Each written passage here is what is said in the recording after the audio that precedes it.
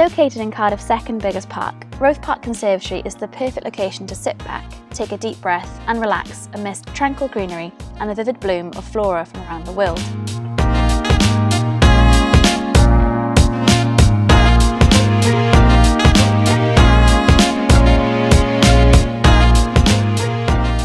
The hidden treasure was originally suggested by the Cardiff Naturalist Society in 1887 and later built in 1893.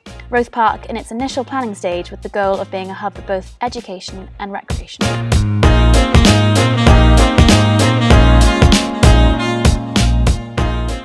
Roath Park's head gardener, William Pettigrew, initially proposed the construction of this huge greenhouse, requesting that